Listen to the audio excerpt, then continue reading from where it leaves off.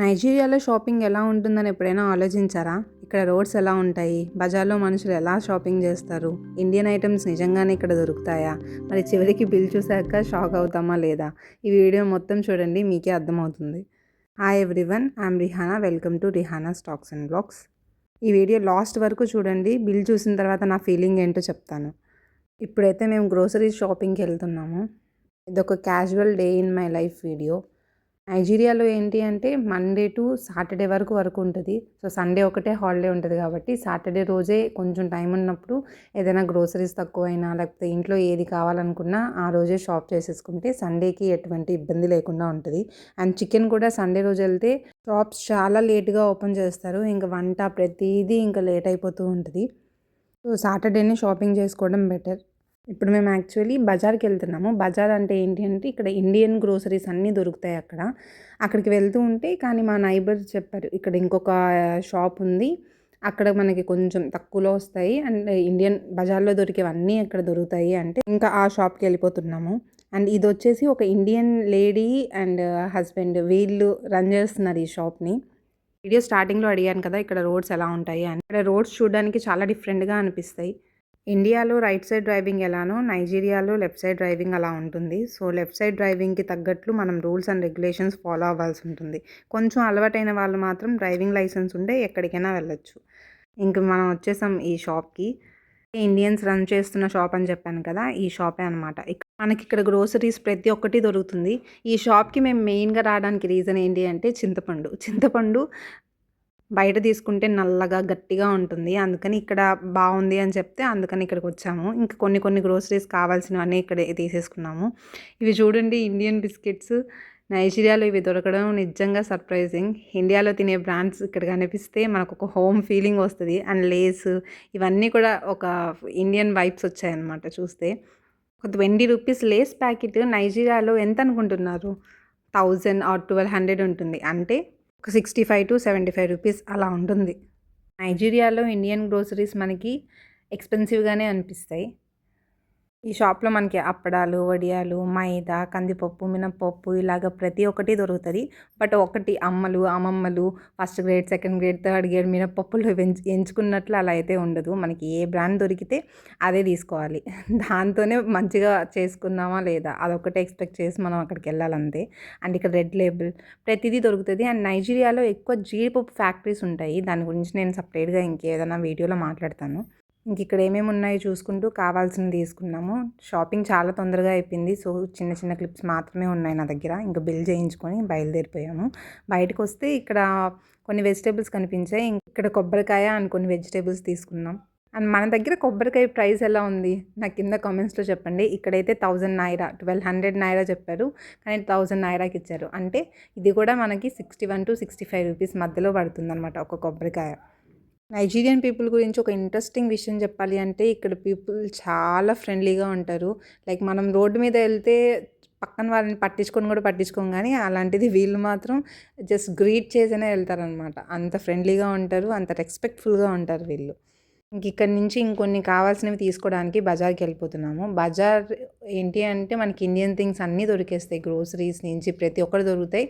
And Indians అందరు ఎక్కువ shop చేసేది బజార్లోనే.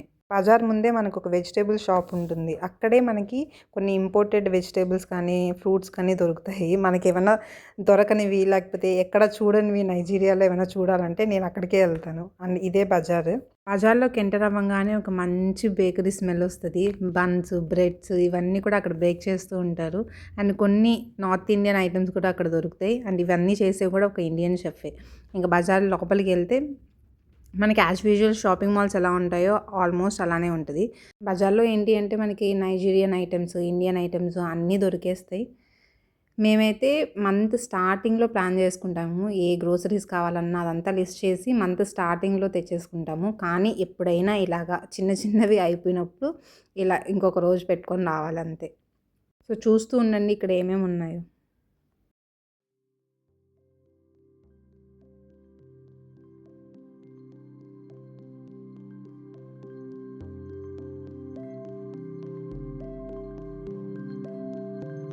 ఇక్కడ ఎక్కువగా దొరికేది ఈ మిల్క్, దాను మిల్క్.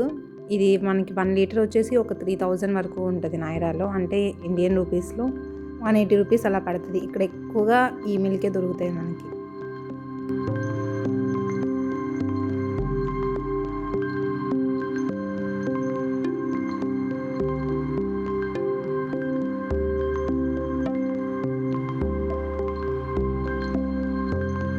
ఇక్కడ మనకి పికిల్స్ కూడా దొరుకుతాయి. చాలా రకాల పికిల్సే రాసున్నారు కానీ నాకైతే ఏది మన టేస్ట్‌కి తగ్గట్టు పికిల్స్ ఉన్నట్టు అనిపించలేదు.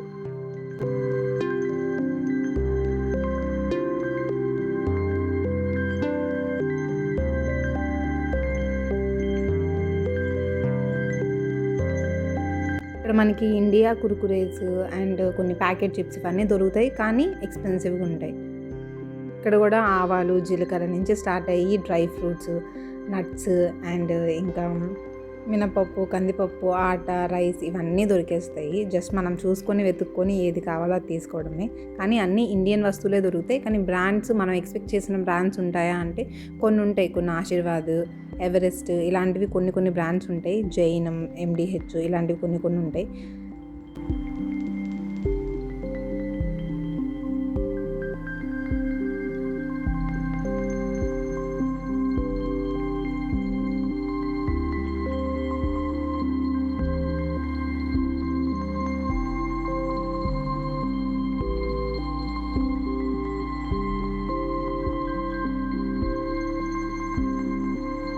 ఇక్కడ మేము కసూరి మేతి, మీట్ మసాలా అండ్ ఇంకొన్ని మసాలా, గరం మసాలా ఇవన్నీ తీసుకున్నాము. వీటికే మా బిల్ ఎంత అయిందో మీకు లాస్ట్లో చూపిస్తాను. ఇదిగోండి మన ఇండియన్ లేస్. ఈసారికి అయితే yellow and green colour lace కనిపించాయి. ఒక్కొక్కసారి ఒక్కొక్క కలర్స్ ఉంటాయి, కానీ ఎక్స్పెన్సివ్. ఇక్కడ శ్వేత తెలుగు నుంచి తెలుగు వాళ్ళు ఇష్టపడే జంతికలు, మురుకులు, పప్పు చెక్కలు ఇవన్నీ దొరుకుతాయి. సరే ఒకసారి ట్రై చేద్దాం కదా అని తీసుకుంటే అవి ఓపెన్ చేయగానే ముక్కు వాసన వస్తున్నాయి. ఫ్రెష్గా అనిపించలేదు నాకు. అందుకని అప్పటి నుంచి ట్రై చేయడం మానేసాము. ఇంక ఇక్కడ మనకి ఫ్రోజన్ ఐటమ్స్లో ఫిష్, ప్రాన్స్ ఇవన్నీ ఉన్నాయి. ఇంకా ఏమేమి ఉన్నాయో చూస్తూ ఉండండి.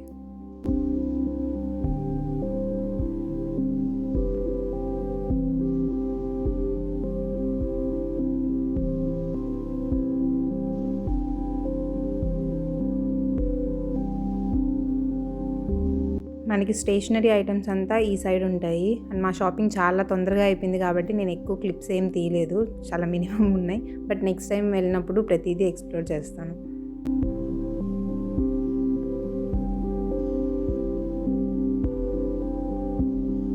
నైజీరియన్ కూల్ డ్రింక్స్కి మన కూల్ డ్రింక్స్కి చాలా డిఫరెన్స్ ఉంటుంది టేస్ట్ పరంగా. ఇప్పుడు మన కోకోకోలాకి నైజీరియన్ కోకోకోలాకి కూడా చాలా డిఫరెన్స్ ఉంటుంది. సో ఇవన్నీ మన ఇండియన్ కోకోకోలాస్ కానీ కొన్ని కూల్ డ్రింక్స్ ఇక్కడ దొరుకుతాయి. అండ్ బిల్ చూడండి ఒకసారి. 1/2 లీటర్ పెరుగు 2400 అంటే 149 రూపీస్ పడుతుంది ఇండియన్ రూపీస్లో.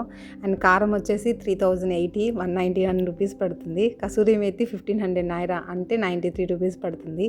మీట్ మసాలా వచ్చి 1430 అంటే 89 రూపీస్ పడుతుంది. గరం మసాలా 4140 అంటే 257 పడుతుంది. టోటల్గా మా బిల్లు చూసారా 12,550 అయింది, అంటే 778 రూపీస్. వాటికే మీకు అర్థమై ఉంటుంది ఎంత ఎక్స్పెన్సివ్ అనిపించాయో. నాకు మాత్రం పర్సనలీ చాలా ఎక్స్పెన్సివ్ అనిపించాయి. ఇంకా అక్కడ షాపింగ్ అయిపోయిన తర్వాత బజార్ ముందు వెజిటేబుల్ షాప్ ఉంటే అక్కడ ఇంకొన్ని వెజిటేబుల్స్ అండ్ ఫ్రూట్స్ తీసుకొని చికెన్ తీసుకొని ఇంక ఇంటికి రిటర్న్ అయిపోతున్నాను.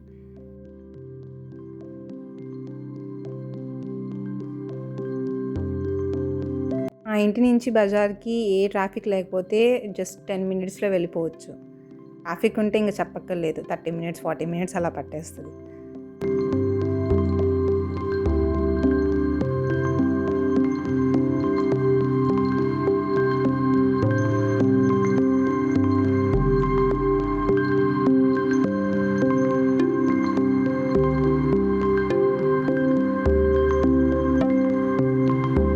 షాపింగ్ నుంచి ఇంటికి వచ్చిన తర్వాత చాలా ఆకలేసింది. ఇంకా ఈ ఫాక్స్ క్లాసిక్ బిస్కెట్స్ కనిపిస్తే సరే ఓపెన్ చేద్దామని ఓపెన్ చేసాము.